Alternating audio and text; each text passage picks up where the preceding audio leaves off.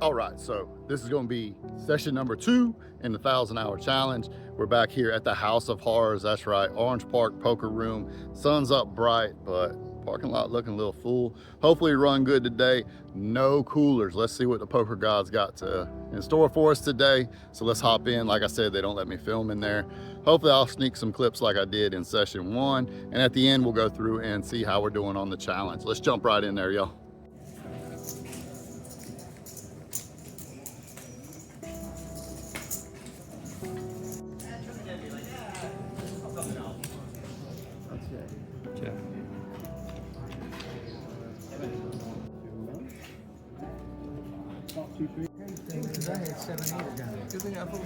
Good thing you didn't have a bunch of money.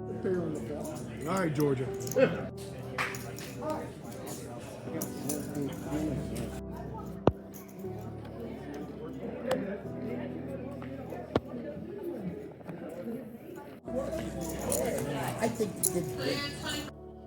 All right, so let's go over the session.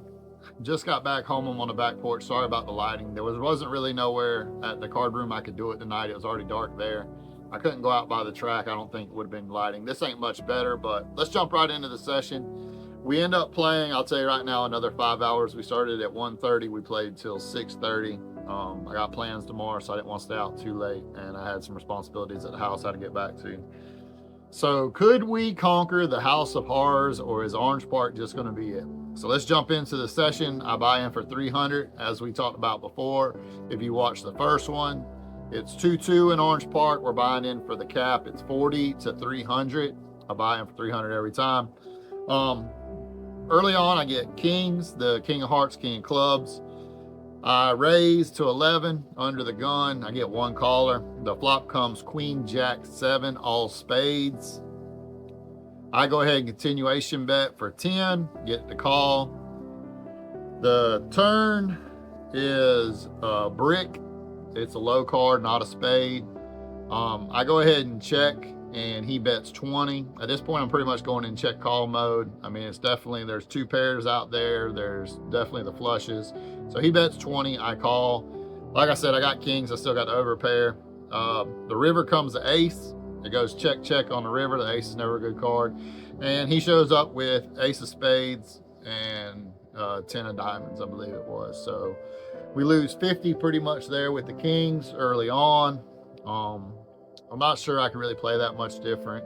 I mean, it is what it is. But we'll move right on. Then I call a raise with ace 10, and the flop comes 7 deuce ace. Guy bets, I call. Turns a 7, it goes check, check. River 5, he bets out, I call, and I lose to ace queen there. So after them hands, I'm pretty much down 110, and we're not off to a good start again in the House of Horrors. So the third hand, I get ace queen after pretty much going dead. I want to talk about a lot of the hands I did play that I don't have in here, but we'll jump into this. Is the next big hand early on. All these were pretty much in the first hour. I have ace queen. I raised to 15. A guy min raises to 30. I go ahead and flat call. King high board. Guy makes a huge bet. I got to fold to aggression. There's really nothing I can do. Like I said, we're about an hour and a half into it. Going in the first session I went in with the mindset that I was going to play tight aggressive and kind of limit a lot of the speculative hands early on. And so I got my feet wet. This time I went in, I wanted to play more hands, still good hands, and I got a lot of those. And when I talk about speculative hands, the hands I'm talking about are the ones that really bled me dry from what you'll see here in just a minute when I talk about it, because I end up adding on 100. So now we're in for 400 at this point. But through the first couple hours, I kept on getting suited connectors, suited gappers, like 6-8 of diamonds. I'll talk about a hand that I had with it in a little bit. And these are the type of hands where if you flop big, you can win a ton on these type of tables in this environment. But one thing about what I'm about to go through the rest of this is you're already starting to figure out how the games really play there. And that's important to know as we go through the 1,000 hours. And then So let's go ahead and jump back into it, and I'll put my final thoughts at the end. I think they'll be very interesting for people that are wanting to get in here and play this type of poker. So we add on for 100. We got all the way down to 175, and now we're back to 275. We're in for 400. I get 6-8 of diamonds. These are the hands I was getting a lot of. I call a raise. I flop the flush draw. Guy continue bets. I go ahead and call. I turn the open ender. He makes a big bet. I think about going ahead and re-raising here, but I just been running bad. I ain't hit a draw since I've been back playing. To give you an idea, I've played for 10 hours and I'm just not really making a lot of hands. But so I go ahead and just call, and I brick out everything on the river, end up losing that hand. And now we're back down to about 220. And I hit my notes right here. I end up saying House of Horror. I cannot get past this place. So a few orbits later, I get King, Queen, Diamond, Diamond. I want to talk about this hand. Like when you're playing poker, at times it gets in your head. So when the first card comes to me, I ain't looked at yet, and the second card comes, but I was kind of like, I think I was writing notes in my phone, and I went to grab the second card, and the dealer was like, no, it's to the guy to the right of me. So I tried to slide it over with my finger to him, and when it did, it stuck to my finger. The card flipped up. It was the 3 of hearts. Of course, I feel bad. Not that the guy wants the 3 of hearts more than likely, but I still feel bad. You know, I didn't mean for that to happen. So think about that as this hand plays out. So as I look down, it comes to the guy to the right of me that would have got the 3 of hearts. He raises the 10. I look down at my hand, and I have King, Queen of diamonds. At this point, I still feel bad, so I don't want a 3-bet here. I go ahead and just flat call, and the flop comes Ace of clubs, 5 of diamonds, 9 of diamonds. So we flop pretty much second nuts to the nut flush, or right, and then he leads for 21. I go ahead and look at his stack. He's only got 10 behind, so I go ahead and call the 21. At this point, I ain't hitting no draws. I mean, more than likely he's gonna bet it no matter what comes. He's only got 10 behind. He's already invested, so his whole stack. So I call, turn, 2 of diamonds. Here we go, y'all. Here we go. I've made a hand. This is a real hand. So he throws in a 10. I snap call. I roll over very quick because I already feel bad that how this hand's playing out. No reason for me to feel bad because he turns over ace, jack of diamonds, and I have been coolered flush over flush. Luckily for not a lot, but at this point I'm back down to 135 again.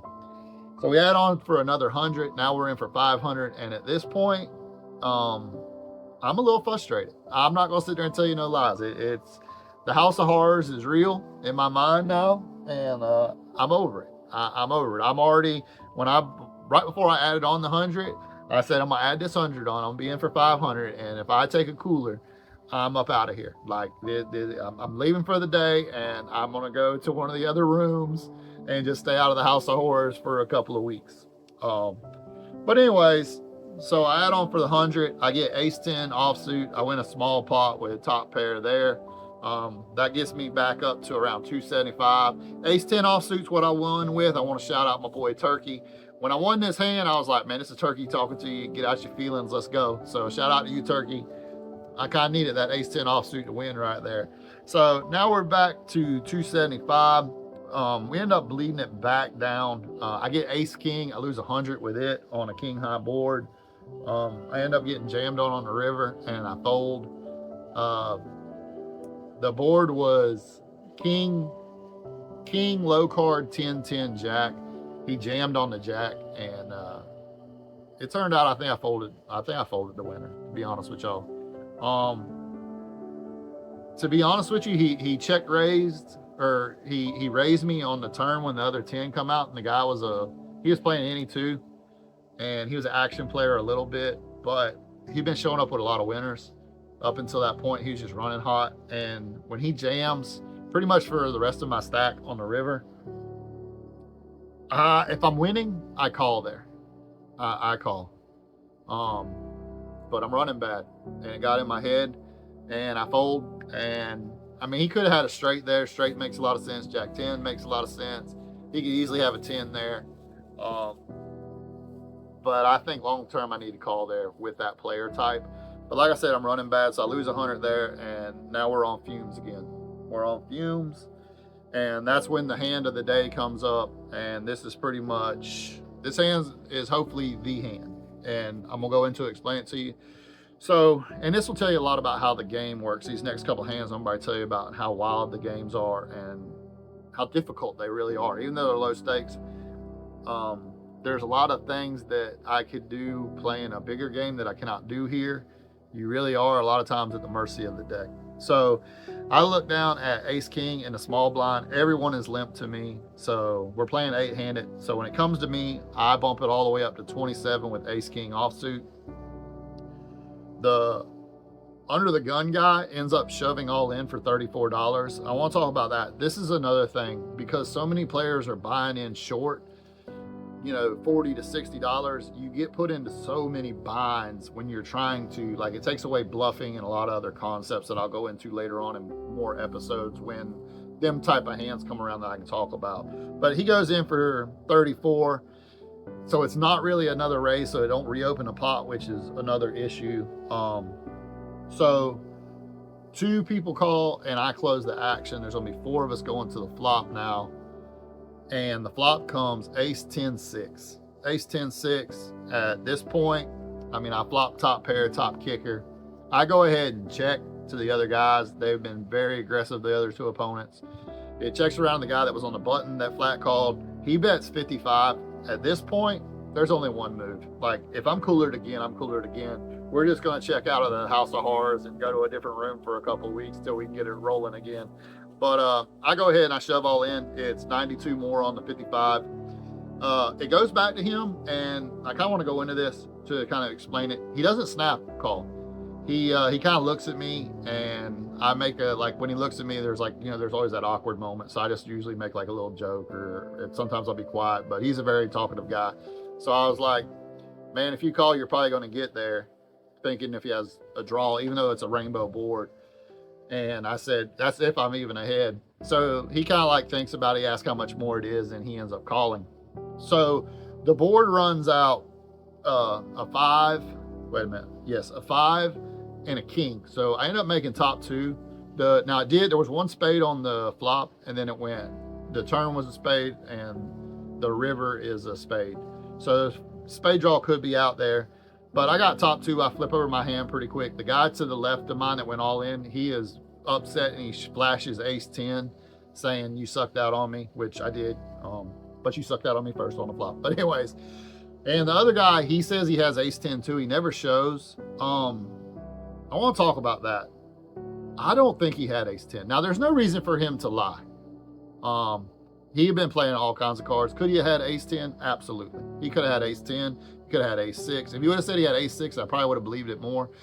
But probably not even that either. The reason that I find it questionable that he would have ace 10 there is ace 10 should be snapping me off, and he hesitated. So I'm thinking maybe he had just a 10 or something and was trying to bluff catch me and just thought I was just trying to shove. I'm not really sure. He might have had ace 10. I mean, he could have, but if he had ace 10, he should have snapped me off. That's all I'm gonna say at that. So I end up scooping that pot right there, and that puts me back up around 405. So now we're only down 95 on the evening, and like in my mind, I'm like, man, I just got the monkey off my back. Maybe this is where the tide turns for me. I even wrote it in there. Let's go. The table was great at this point. There was a lot of action players on there, which are dangerous. They're very dangerous, but it gives you a great opportunity if you can make hands. But you're calling a lot of raises. Like I said, they're doing it with speculative hands and stuff, and that's just part of it. And when you're missing and not making hands like I'm doing right now, I mean, it is what it is. But in fairness, if he did have ace 10, the other guy definitely had ace 10. I got very lucky hitting the river, so finally something going the Hatter's way, which is great. So about 5 o'clock, I look down at aces in the big blind. Now, this is another thing I want to explain to y'all about how crazy this game is. Now, remember, it's 2-2 game. So everybody has limped around to me. I make it $35. $35 in the big blind. Everybody just has $2 in. I get 2 callers. 2 callers. The flop comes ace 3-2, so we flop top set. 4-5 could be definitely out there with these guys. I end up down betting to 25. Now, I want to talk about this. So, to give you an idea of how crazy some of this is, if you're a poker player, so if you're watching this, you're probably a legit poker player. I make it 35. A guy flats for 35. And then the big stack, a real guy that had been just playing anything, he calls me. when he called, I was like, ooh, this is gonna be a crazy hand. So we go to the flop, I bet 25. The guy that flatted at 35, when he flatted at 35, I really wasn't paying attention to how much money he had back. He had $6 back. So he puts his 6 in. The other guy folds. I would love to hear what y'all think this dude has. So stop the video right now and tell me what you think the guy flat at 35 with and then didn't put the other 6 in. It makes no sense. What's shocking is he turns over ace king. So the board runs out clean for us. We scoop that right there. And at this point, like I said, from the previous hand of this one, I'd went down a little bit. So now this is the highest point I'd been all day pretty much. I'm almost back even, 465. So at this point, you know, I feel like I'm starting to catch my stride. Everything's going good. And I write right here in my notes, let's book a win. Let's just book a win. It's getting about time we got to head to the house, take care of some stuff. Let's just book a win. So right at 6 o'clock, this is where I know that I'm probably only going to have about a half hour to an hour and a half more to play, depending on how things go. I get ace queen, and I raise it over 4 limpers in the big blind to $17. Okay, I get 1 caller, and the flop comes queen 10-9. This is not really the best board for ace queen, but I bet 30. The guy calls. He's putting them all in pretty much. That's why I go ahead and bet the 30. I think he had 27, and the turn is another 10, which is not good, and the river's a king, and he turns over jack 7 offsuit. Jack 7 offsuit, river straight. Yeah. Call 17, 27 back. Flop the gutter, you might as well go with it. I'll give you that, bud. But wow. Wow. This is the game that I'm in. So at that point, I'm down to about 415, and now I'm super aggravated because of that one, because that would have got me even. It don't seem like a big thing, but sometimes getting even is a big thing. So I play about another 30, 45, maybe about another 30 minutes and end up cashing out the 400 as you saw at the end of the video. Things I want to talk about real quick because this video is getting kind of long. Used to, I'd be super frustrated right now because I didn't really understand poker like I do now. When I start making hands and I run hot, I'll do fine. I'm down 380. Yeah, 380. I'm gonna put all the statistics up here. In every video, you'll get to see the session results and how far we've come in the 1,000-hour challenge, because I want it all to be real and reality. I want y'all to see the ups, the downs, the swings, and where we're at. So, I mean, in the last 10 hours of play, which is not a lot. I mean, we have 990 hours to go for this challenge, and we've only played pretty much 2 5-hour blocks so far. But in 10 hours, I have not really ran well at all. One hand that I forgot to talk about that I'll talk about now, and I forgot to write it in my notes, but I had jacks and I raised to 15, got 2 callers, and it came ace jack 8, and I bet 20, and both guys folded. That's tough, because usually when you raise like that, someone's gonna have an ace there, and in this type of game, if they have an ace, I'm probably gonna win a lot. If someone could have 9-10 there, open-ended, I mean, queen 10, there's a lot of hands that'll continue there. That's why I continuation bet, and it just wasn't there. So even though I win that hand, in a way, that's kind of bad luck that no one had an ace there, because I could have got more value. I probably could have got at least 2 to 3 streets of value there. So stuff like that. Of course, you know, if you watched session 1, when I flopped top boat and running into quads, that's just stuff that's going to happen. It sucks. It happened in the first 10 hours. But bigger than that, I'm just not making hands. I flopped 2 sets in 10 hours. And one was the top boat I lost, and the other one was the jacks this evening. And I didn't get no value. The flush I hit, it was flush over flush. I'm not hitting straights. I'm not hitting draws. When it comes, we'll make some profits, y'all. So y'all stay tuned. We're gonna keep it real. We're gonna keep it fun. One thing I do want to end with, and when you're in the poker community, and one of the things that hurt me before, and I took a long break because I ran into bad people, But I need to do a better job of shouting out the great people. And there's a special dude at Orange Park from when I started my YouTube channel probably 2 years ago. He's always, when I'm in the room, he always comes and talks to me. And that's you, Tex. And if you're watching, I know you're gonna watch this. And I just wanna say, from the bottom of my heart, dude, you're a great human being. But you're great for the poker community. We need more people like you. Every time you come up to me, you talk to me and tell me you watch my stuff, I appreciate you. I really do appreciate you. People like you is what motivates me to keep going. I definitely gonna change this up. Maybe if you're down with it, Tex, maybe one episode, if you're in the room, maybe we can go off somewhere and I can give you some hands and you can give me your thoughts on them. I think that'd be really cool. I would like to bring you somehow on the channel because I just think that much of you. So shout out to you, Tex. Sorry the Cowboys suck, but I really do appreciate you, sir. Thank you. But we'll get back at it next week. I'm gonna try to play 3 to 4 days probably. I'm gonna take this weekend, do some other stuff with my YouTube channel and work on one of my other channels. But we are going to get this thing turned around and I'm gonna conquer the House of Horrors. I'll see y'all next time.